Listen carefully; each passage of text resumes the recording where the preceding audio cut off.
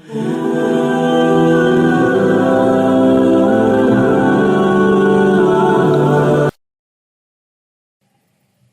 ابو ذر غفاری رضی اللہ عنہ نبی کریم صلی اللہ علیہ وسلم سے حدیث قدسی روایت کرتے ہیں کہ اللہ تعالیٰ نے فرمایا، میرے بندو، میں نے اپنے اوپر حرام کر رکھا ہے کہ کسی پر ظلم کروں، اور میں نے اسے تمہارے درمیان بھی حرام کر دیا ہے، لہذا تم ایک دوسرے پر ظلم نہ کرو۔ میرے بندو، تم سب گمراہ ہو سوائے اس کے جسے میں ہدایت دوں، پس تم مجھ سے ہدایت طلب کرو، میں تمہیں ضرور ہدایت دوں گا۔ میرے بندو، تم میں سے ہر ایک بھوکا ہے سوائے اس کے جسے میں کھانا دوں، تم مجھ سے کھانا مانگو، میں تمہیں ضرور کھانا دوں گا۔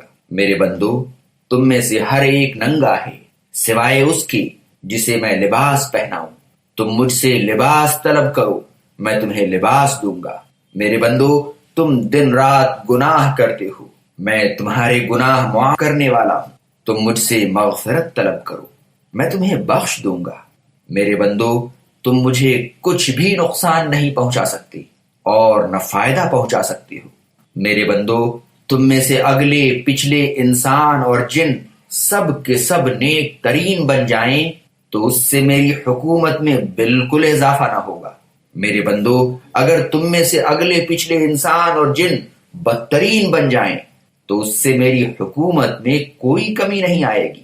میرے بندو، اگر تمہارے اگلے پچھلے انسان اور جن تمام کے تمام کھلے میدان میں کھڑے ہو کر مجھ سے مانگیں اور میں ہر ایک کو اس کے مانگنے کے مطابق دیتا جاؤں تو اس سے میرے خزانوں میں بس اتنی سی کمی آتی ہے جتنی سمندر میں سوئی ڈبو کر نکالنے سے سمندر میں کمی آتی ہے۔ میرے بندو، میں تمہارے اعمال کو محفوظ کر رہا ہوں، تمہیں ان کی پوری پوری جزا دوں گا۔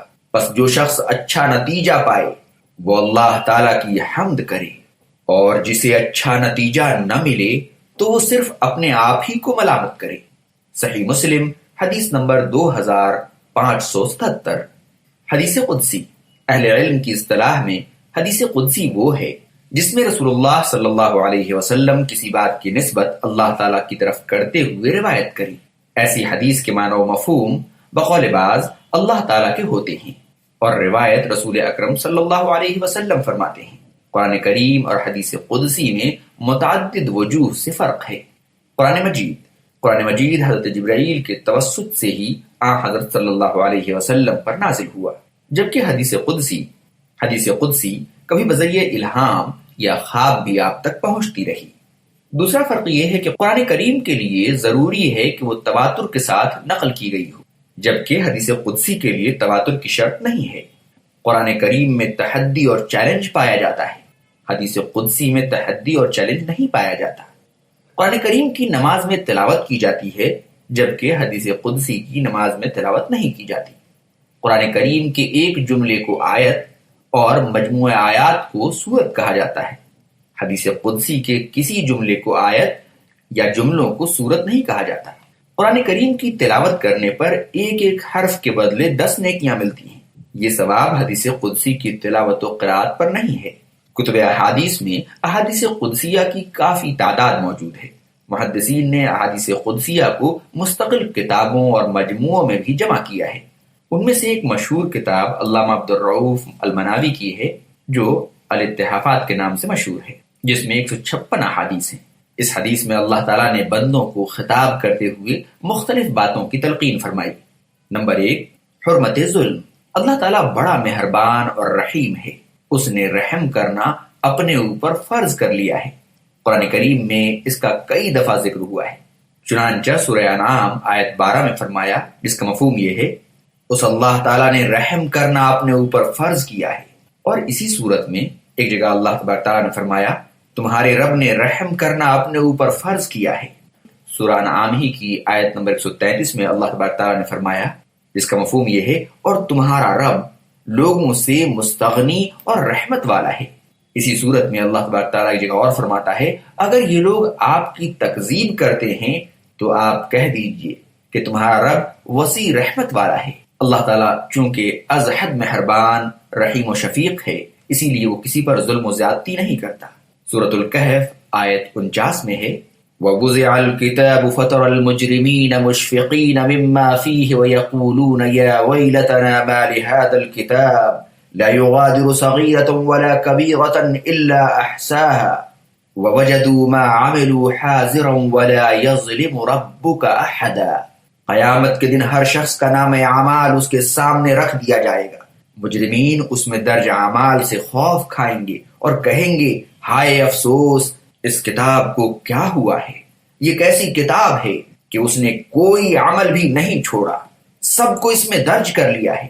یہ لوگ جو کچھ دنیا میں کر چکے وہ سب وہاں موجود پائیں گے اور تمہارا رب کسی پر ظلم نہ کرے گا۔ اور سورہ زلزال آیت 7 اور 8 میں ہے فَمَنْ يَعْمَلْ مِثْقَالَ ذَرَّةٍ خَيْرًا يَرَهُ وَمَنْ يَعْمَلْ مِثْقَالَ ذَرَّةٍ شَرًّا يَرَهُ۔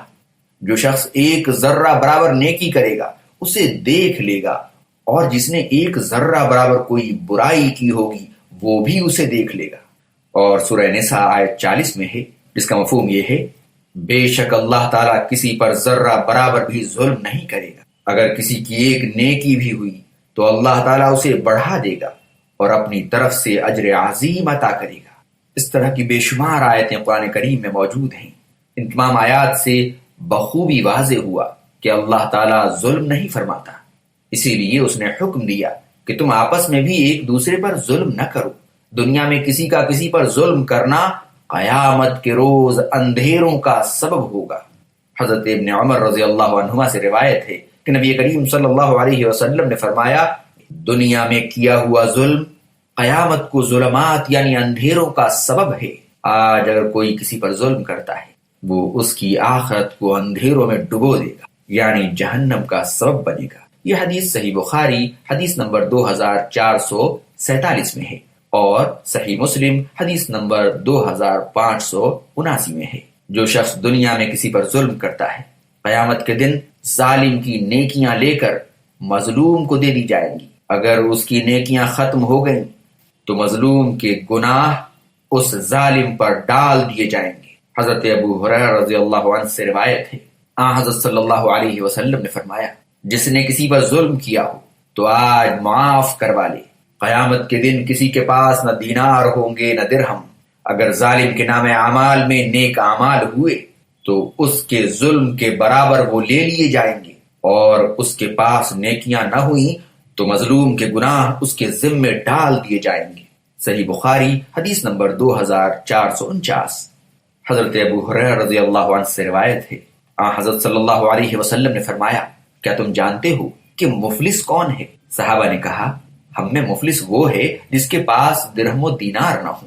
آپ نے فرمایا میری امت کا مفلس وہ ہے جو دنیا میں نماز، روزہ اور زکوٰۃ وغیرہ جیسی نیکیاں کر کے قیامت کے دن آئے گا تو ان اعمال کے ساتھ ساتھ اس نے لوگوں پر زیادتیاں بھی کی ہوں گی، کسی کو گالی دی ہوگی، کسی پر الزام لگایا ہوگا، کسی کا مال کھایا ہوگا، کسی کا ناحق خون بہایا ہوگا اور کسی کو مارا ہوگا، تو ان تمام مظلوموں کو باری باری اس کی نیکیاں ظلم کے بدلے دے دی جائیں گی۔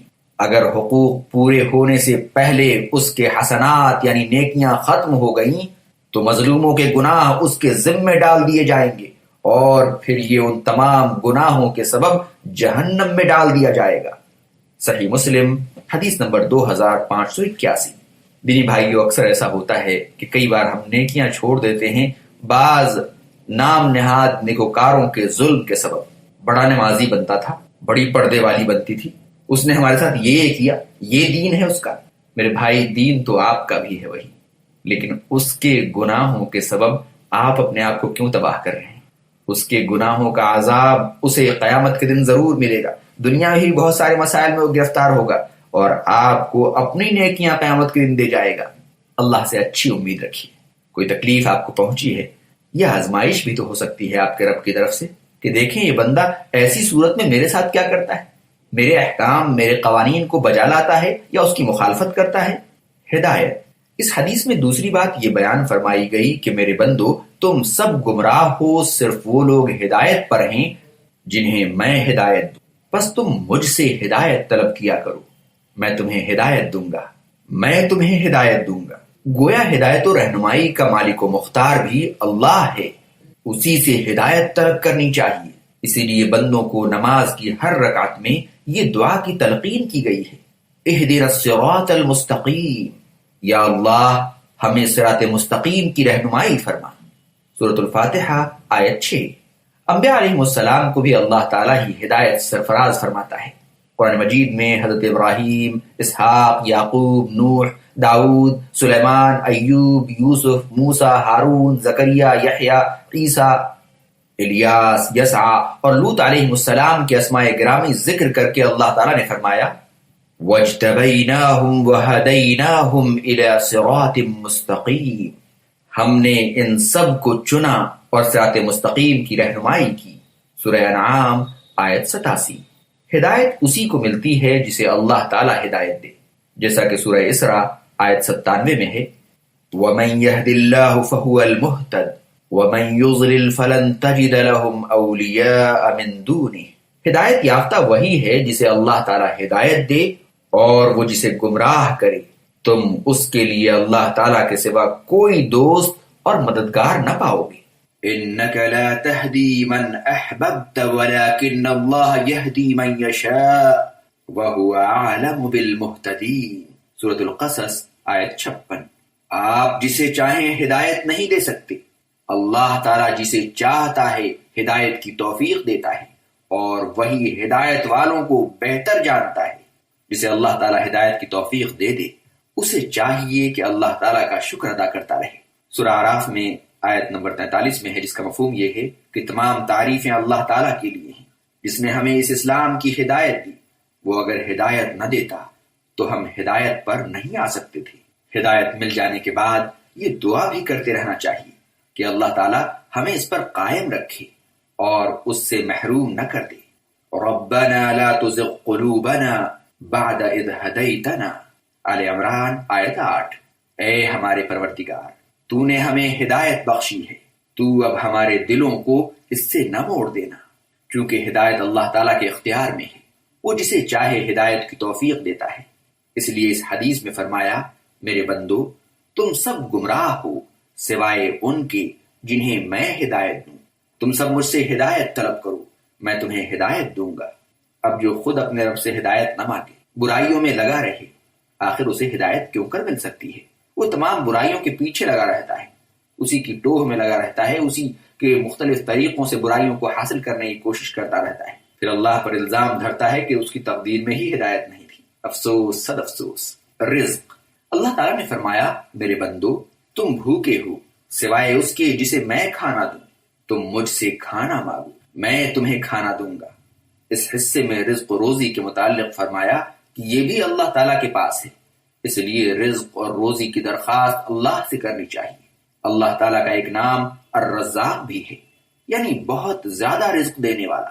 روئے زمین پر جس قدر مخلوقات موجود ہیں، ان سب کا رازق اور روزی رساں صرف اللہ تعالیٰ ہے۔ جیسا کہ سورہ ہود آیت 6 میں ہے، زمین پر جو بھی جاندار ہے اس کے رزق کی ذمہ داری اللہ تعالیٰ کی ہے۔ اسی طرح سورہ روم آیت 40 میں ہے، اللہ تعالیٰ وہ ذات ہے جس نے تمہیں پیدا کیا، پھر تمہیں رزق دیا، پھر تمہیں مارے گا اور پھر زندہ کرے گا۔ کیا تمہارا کوئی شریک ایسے کام کر سکتا ہے؟ اللہ تعالیٰ ان سے پاک اور بلند ہے جنہیں یہ لوگ اللہ تعالیٰ کا شریک بناتے ہیں۔ اور سورہ فاطر آیت 3 میں ہے، اس کا مفہوم یہ ہے کہ لوگوں، تم اپنے اوپر اللہ تعالیٰ کی نعمتوں کو یاد کرو۔ کیا اللہ تعالیٰ کے سوا کوئی ہے جو تمہیں زمین اور آسمان سے رزق دے؟ اس کے علاوہ کوئی معبود نہیں، تم کہاں بھٹک رہے ہو؟ چونکہ رزاق صرف اللہ تعالیٰ ہے، اس لیے حدیث کے اس حصے میں فرمایا تم سب بھوکے ہو، تمہیں رزق اور کھانے کی ضرورت پیش آتی رہتی ہے، رزق اسی کو ملتا ہے جسے میں دوں، لہٰذا مجھ سے رزق طلب کرو، میں تمہیں دوں گا۔ لیکن افسوس، نام اپنے رب کا لیتے ہیں، جب بہت پریشان ہو جائے تو اوپر نظریں جاتی ہے، لیکن جب تھوڑی آسودگی ہو، تھوڑی پریشانی آ جائے تو انسان نہ جانے کن کن لوگوں کے پیچھے پڑ جاتا ہے۔ چہ جائے کہ انسان اپنی ہر تکلیف کے لیے سب سے پہلے اپنے رب کو پکارتا۔ لباس، آگے فرمایا کہ تم سب ننگے ہو، تمہیں لباس اور کپڑوں کی ضرورت رہتی ہے، لباس بھی میں دیتا ہوں، مجھ سے لباس مانگو، تمہیں پہننے کو دوں گا۔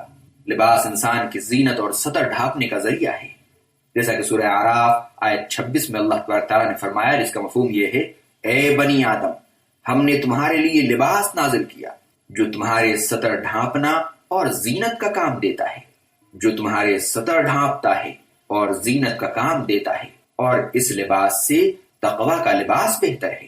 اللہ تعالیٰ کی نعمتوں کو استعمال کرنے کے بعد اللہ تعالیٰ کا شکر ادا کرنا چاہیے، لیکن اکثر لوگ آج اس لباس کو بے حیائی کے لیے استعمال کرتے ہیں۔ بہت سے لوگ اللہ اور اس کے رسول کے بتائے ہوئے قانون کے مطابق لباس تو پہنتے ہیں، لیکن اس لباس میں تقوی نہیں ہوتی، اللہ کا ڈر نہیں ہوتا، حیا نہیں ہوتی۔ وہ اس لباس کو پہن کر ہر وہ کام کرتے ہیں جس سے اللہ نے روکا ہے۔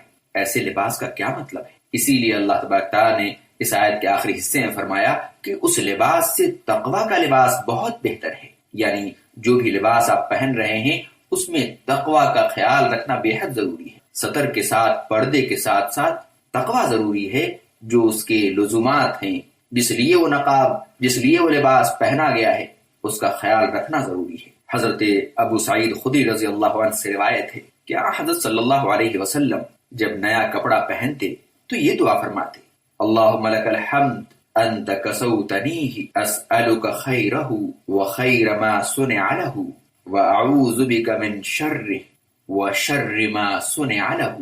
یا اللہ، تیرے ہی لیے تمام تعریفیں ہیں، تو نے مجھے یہ لباس مہیا کیا، میں تجھ سے اس لباس اور جس مقصد کے لیے بنایا گیا ہے اس کی خیر کا طالب ہوں، اور اس کے شر اور جس مقصد کے لیے بنایا گیا ہے اس کے شر سے پناہ چاہتا ہوں۔ جامع ترمذی حدیث نمبر 1767۔ معاذ بن انس رضی اللہ عنہ فرماتے ہیں، حضرت صلی اللہ علیہ وسلم نے فرمایا، جو شخص لباس پہنتے وقت یہ دعا پڑھے اس کے سابقہ گناہ بخش دیے جاتے ہیں۔ الحمدللہ الذی کسانی هذا الثوب ورزقنیہ من غیر حول منی ولا قوہ۔ تمام تعریفیں اللہ کے لیے ہیں جس نے میری کسی محنت اور قوت کے بغیر مجھے یہ لباس عطا فرمایا۔ سنن نبی داؤد حدیث نمبر 4023، جامع ترمذی حدیث نمبر 3485۔ تمام تعریفیں اللہ کے لیے ہیں، اسی لیے اللہ تعالیٰ نے فرمایا، میرے بندو، تم سب کو لباس کی ضرورت رہتی ہے، تم مجھ سے لباس طلب کرو، میں تمہیں لباس دوں گا۔ استغفار۔ اللہ تعالیٰ نے فرمایا، میرے بندو، تم دن رات گناہ کرتے ہو، میں ہی تمہارے گناہ بخشنے والا ہوں، تم مجھ سے مغفرت طلب کرو، میں تمہیں بخش دوں گا۔ استغفار کی بڑی فضیلت ہے۔ جو شخص اللہ تعالیٰ سے استغفار کرتا ہے، اللہ تعالیٰ اسے ہر مشکل اور پریشانی سے نجات دیتا ہے اور ایسی جگہ سے رزق عطا فرماتا ہے جس کا اسے وہم و گمان بھی نہیں ہوتا۔ استغفار کی اسی فضیلت کی وجہ سے حضرت صلی اللہ علیہ وسلم ایک دن میں 100 سے زیادہ مرتبہ استغفار کیا کرتے تھے۔ دلوں پر اللہ تعالیٰ کی یاد سے غفلت کا زنگ چڑھ جاتا ہے، اس کا علاج بھی اللہ تعالیٰ کی یاد اور استغفار ہے۔ رسول اللہ صلی اللہ علیہ وسلم نے فرمایا، جس کا مفہوم یہ ہے، میرے دل پر زنگ آ جاتا ہے اور میں ایک دن میں 100 بار استغفار کرتا ہوں۔ صحیح مسلم حدیث نمبر 2702۔ استغفار کرنے سے گناہ معاف ہو جاتے ہیں۔ حضرت ابو ہریرہ رضی اللہ عنہ سے روایت ہے، حضرت صلی اللہ علیہ وسلم نے فرمایا، جب انسان گناہ کرتا ہے تو اس کے دل پر ایک سیاہ نقطہ لگ جاتا ہے، اگر وہ توبہ و استغفار کر لے تو اس کا دل صاف ہو جاتا ہے۔ جامع ترمذی حدیث نمبر 3334، ابن ماجہ حدیث نمبر 4244۔ انسان کو اللہ تعالیٰ کی رحمت سے مایوس نہیں ہونا چاہیے۔ اللہ تعالیٰ نے فرمایا، میرے بندے جب تک مجھ سے استغفار کرتے رہیں گے میں انہیں معاف کرتا رہوں گا۔ حضرت ابو سعید خدری رضی اللہ عنہ سے روایت ہے، حضرت صلی اللہ علیہ وسلم نے فرمایا، شیطان نے کہا تھا، اے رب، مجھے تیری عزت اور جلال کی قسم، جب تک ان لوگوں کے اجسام میں ان کی ارواح رہیں گی میں تب تک انہیں گمراہ کرتا رہوں گا۔ تو اللہ تعالیٰ نے فرمایا، مجھے اپنے عزت و جلال اور علو مکان کی قسم، یہ بندے جب تک استغفار کرتے رہیں گے میں بھی انہیں معاف کرتا رہوں گا۔ مسند احمد جلد 3 صفحہ 29-41، المشکات للالبانی جلد 2 صفحہ 724۔ اگر انسان شرک کا ارتکاب نہ کرے تو خواہ روئے زمین کے برابر گناہ کر لے اور اللہ تعالیٰ سے مغفرت طلب کرے تو اللہ تعالیٰ اسے معاف کر دے گا۔ حضرت انس رضی اللہ عنہ سے روایت ہے، رسول اکرم صلی اللہ علیہ وسلم نے فرمایا، اے ابن آدم، تو جب تک مجھے پکارتا اور میری رحمت کا امیدوار رہتا ہے، تیرے اعمال کیسے ہی ہوں میں تجھے بخش دوں گا، مجھے کوئی پرواہ نہیں۔ اے ابن آدم، اگر تیرے گناہ آسمان کی بلندیوں تک بھی پہنچ جائیں اور تو مجھ سے استغفار کر کے معافی کا طلبگار ہو تو میں تجھے معاف کر دوں گا، مجھے کوئی پرواہ نہیں۔ اے ابن آدم، اگر تو روئے زمین کے برابر گناہ کر کے آئے اور شرک نہ کیا ہو تو میں اتنی ہی مغفرت سے تجھے نوازوں گا۔ جامع ترمذی حدیث نمبر 3540۔ کلمہ استغفار، جو شخص یہ کلمہ پڑھے اس کی مغفرت کر دی جاتی ہے، خواہ وہ میدان جہاد سے فرار ہی کیوں نہ ہوا ہو۔ وہ کلمہ یہ ہے: استغفر اللہ الذی لا الہ الا هو الحی القیوم واتوب الیہ۔ سنن نبی داؤد حدیث نمبر 1517۔ جامع ترمذی حدیث نمبر 3577۔ رسول اکرم صلی اللہ علیہ وسلم ایک مجلس میں رب اغفر وتب علی انک انت التواب الغفور 100 بار پڑھا کرتے تھے۔ سنن نبی داؤد حدیث نمبر 1516۔ جامع ترمذی حدیث نمبر 3434۔ سنن ابن ماجہ حدیث نمبر 3814۔ سید الاستغفار حضرت شداد بن اوس رضی اللہ عنہ فرماتے ہیں، حضرت صلی اللہ علیہ وسلم نے فرمایا، جو شخص اسے صبح کے وقت صدق دل سے پڑھے، اگر وہ شام سے پہلے فوت ہو گیا تو وہ جنتی ہے۔ اسی طرح جو شخص اسے رات کو پڑھے اور صبح سے پہلے فوت ہو جائے تو وہ جنتی ہے۔ وہ کلمات یہ ہیں: اللہم انت ربی لا الہ الا انت خلقتنی وانا عبدک وانا علی عہدک ووعدک ما استطعت اعوذ بک من شر ما صنعت ابوء لک بنعمتک علی وابوء بذنبی فاغفر لی انہ لا یغفر الذنوب الا انت۔ اے اللہ، تو میرا رب ہے، تیرے سوا کوئی سچا معبود نہیں، تو نے مجھے پیدا کیا ہے، میں تیرا عاجز بندہ ہوں اور میں تیرے ساتھ کیے ہوئے عہد اور وعدے پر اپنی استطاعت کے مطابق قائم ہوں۔ میں نے جو خطائیں کی ہیں ان کے وبال سے تیری پناہ چاہتا ہوں۔ تو نے مجھ پر جو احسانات کیے ہیں میں ان کا اقراری ہوں اور مجھے اپنے گناہوں کا بھی اعتراف ہے۔ یا اللہ، مجھے بخش دے کیونکہ تیرے سوا کوئی بخشنے والا نہیں۔ صحیح بخاری حدیث نمبر 6306۔ اس کے بعد اللہ تبارک تعالیٰ نے فرمایا، میرے بندو، تم مجھے نہ نفع پہنچا سکتے ہو نہ نقصان۔ وہ مالک الملک یعنی کائنات کا مالک اور ملک الملک یعنی بادشاہوں کا بادشاہ ہے۔ 7ویں بات اس حدیث میں یہ بیان کی گئی کہ اگر اگلے پچھلے سب لوگ نیک اور صالح ترین بن جائیں تو اس سے اللہ تعالیٰ کے اقتدار و سلطنت میں کچھ اضافہ نہیں ہوتا اور نہ اسے کوئی فائدہ پہنچتا ہے۔ انسان جو کچھ کرتا ہے اپنے لیے کرتا ہے۔ 8ویں بات یہ فرمائی، اسی طرح اگر ساری کائنات بدی پر اتر آئے، برائی پر اتر آئے تو اس سے اللہ تعالیٰ کا کچھ نقصان نہیں ہونے والا، اس کی سلطنت میں کوئی کمی نہیں آتی۔ اللہ تعالیٰ بندوں کے نیک یا بد ہونے سے مکمل طور پر بے پرواہ اور مستغنی ہے، جیسا کہ آپ جانتے ہیں کہ الصمد اور الغنی اس کے اوصاف ہیں۔ 9ویں بات اللہ تبارک تعالیٰ نے اس حدیث میں بیان فرمائی، اللہ تعالیٰ کے ہاں ہر نعمت کے بے بہا خزانے ہیں جن میں نہ کبھی کمی آتی ہے نہ آ سکتی ہے، نہ معلوم اللہ تعالیٰ کب سے اپنے بندوں پر اپنی نعمتیں نچھاور کر رہا۔ ایک انسان کے لیے اس کا اندازہ لگانا، اس کا شمار کرنا ناممکن ہے، جیسا کہ اللہ تبارک تعالیٰ نے سورۃ الکہف آیت 109 میں فرمایا، قل لو كان البحر مدادا لكلمات ربي لنفد البحر قبل أن تنفد كلمات ربي ولو جئنا بمثله مددا۔ کہ اگر میرے رب کے کلمات لکھنے کے لیے سارا سمندر روشنائی بن جائے تو میرے رب کے کلمات ختم ہونے سے پہلے سمندر خشک ہو جائے گا، چاہے مدد کے لیے ہم اسی جیسا اور سمندر لے آئیں۔ بلکہ اگر اتنی ہی روشنائی مزید ہو تب بھی اللہ تعالیٰ کی نعمتوں کا شمار نہیں کیا جا سکتا۔ اور سورہ لقمان آیت 27 میں فرمایا، اگر روئے زمین کے سارے درخت قلم ہوں اور سمندر کا پانی روشنائی ہو اور اس کے علاوہ مزید 7 سمندر روشنائی کے ہوں تب بھی اللہ تعالیٰ کی باتیں یعنی علم و حکمت مکمل نہ ہوں گی۔ اور سورہ ابراہیم آیت 34 میں فرمایا اگر تم اللہ تعالیٰ کی نعمتوں کا احصاء یعنی شمار کرنا چاہو تو نہ کر سکو گے۔ اور سورۃ الحجر آیت 21 میں فرمایا ہمارے پاس ہر چیز کے خزانے ہیں۔ صحیحین میں حضرت ابو ہریرہ رضی اللہ عنہ سے روایت ہے حضرت صلی اللہ علیہ وسلم نے فرمایا اللہ تعالیٰ کا دایاں ہاتھ نعمتوں سے بھرا ہوا ہے، وہ دن رات اس میں سے خرچ کرتا رہتا ہے، اس کے باوجود اس کے خزانوں میں کوئی کمی نہیں آتی۔ ذرا دیکھو اور غور کرو کب سے زمین و آسمان پیدا کیے گئے اس وقت سے اب تک اس میں کچھ بھی کمی نہیں آئی۔ صحیح بخاری حدیث نمبر 4682، صحیح مسلم حدیث نمبر 993۔